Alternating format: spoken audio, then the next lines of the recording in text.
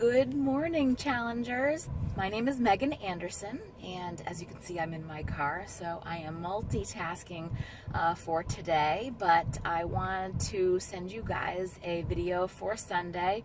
I'm actually on my way back from New Hampshire this morning for a cookout this afternoon, and simultaneously, I just left the grocery store. So today for me is a rest day, but it's also a planning day, and it is probably for many of you. Sundays are a good day to really just reflect on last week and your week ahead and plan for your success, right? So during this drive, I've been thinking about, the meals that I'm going to create and how that's going to fit into my plan with everyone, how that works within our family and that sort of thing. But I want to back up a little bit and talk to you today about clean eating and sort of, some things to look for when you're in the grocery store. And I know that we talk about, what, processed food is versus clean food. And there's so many different, ideas and articles and blogs and opinions out there. So it's really hard to know what's important, right? And what sorts of information you should take with you so that you see success in your results. So we all know that nutrition is 80%. That your success is 80% nutrition, 20% your workouts. While the workouts are super important, if you don't have the proper nutrition and you're not fueling your body what it needs for your activity level, you need to think about yourself like an athlete. And if you're not getting the right balance of foods for your body based on your needs and your activity level, then you're never going to see those results. I'm sorry to tell you that you just will never get past the point where you need to see some real results happen. And that's not to say that you're on a diet. It is never a diet, ever. So let's remove that word out of our vocabulary right now. The word diet is used kind of frivolously, so I don't like it. Certainly people are on a specific diet sometimes from their doctor, which, can have certain meanings too. I follow a specific diet when I'm getting ready to compete. That is a whole nother ball game in itself. But for our purpose and our group, we are not on a diet. We are eating to live, and we are eating to burn fuel, and you need to think of your body like you're fueling an athlete, because we are working towards being an athlete. Okay, so the things that, when we first start out on our journey, we first start out on these challenge groups, we focus on reducing calories, okay? That's sort of where we start off, right? And we want to take baby steps and make adjustments and make changes and things like that. And we start to see a little bit of progress, right? But then maybe we start to plateau or get stuck, and we can't figure out what's going on because, we've been doing what we need to, and we've been following the directions. And so for some of us, that might mean now is the time to start eating more, okay? But you're still not eating, it's not like you're eating more pizza or, having more wine, right? It doesn't work that way.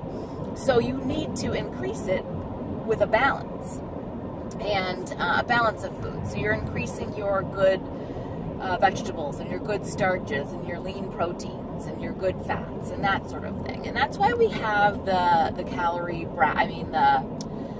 the portion controlled containers in place, because essentially you are counting your macros, and what macros are is the ratio between carbs, fats, and proteins that your specific body needs. And this is just a simplified way to do it without having to worry about too many calculations.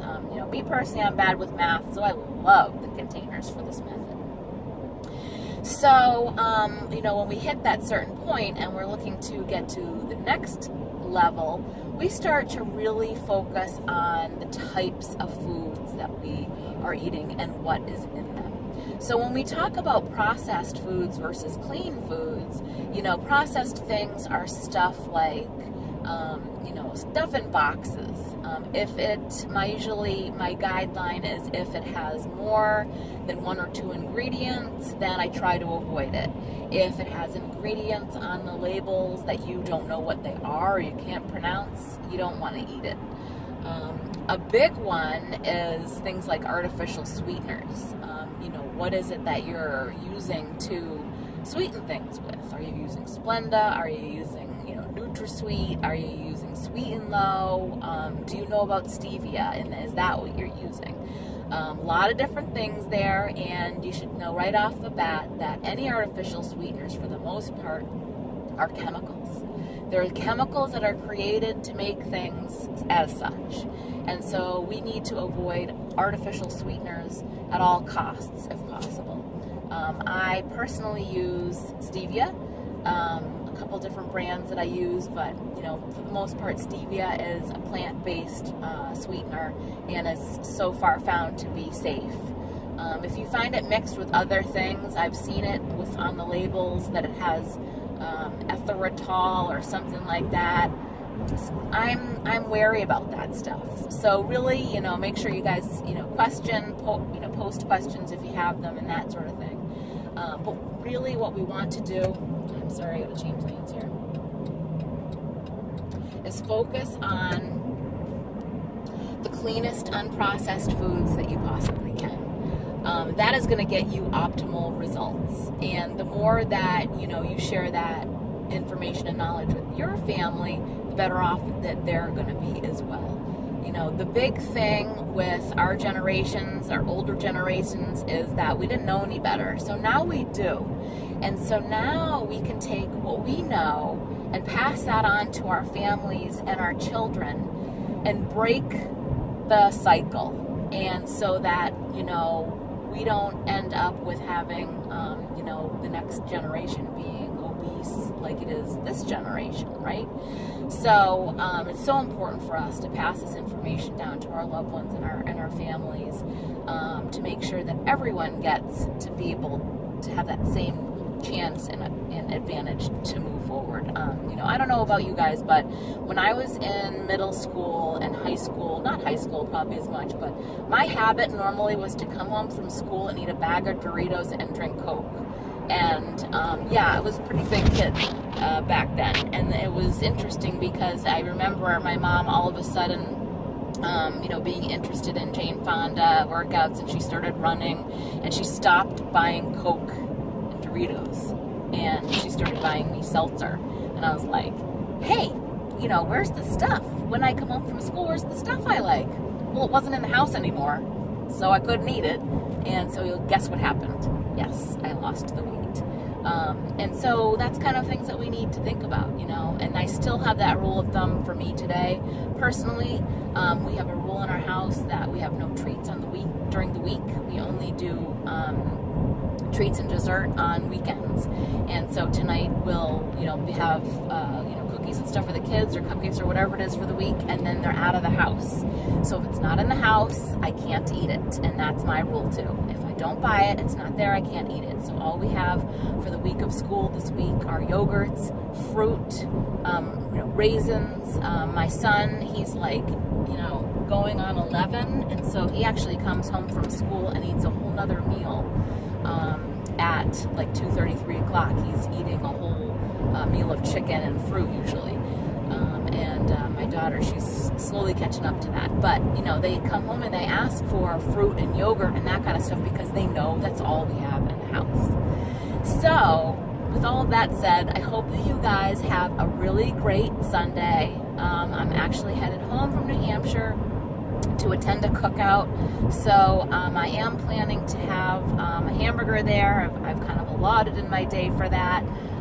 And then getting ready for the week ahead. Sorry, losing my train of thought.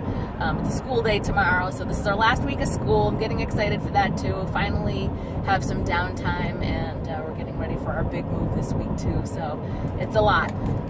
But I wanted to let you guys know that I was thinking about you, that it's a big planning day, even though it's a rest day, and set your goals and do what you need to do to set yourself up for success this week, and have a wonderful until Sunday.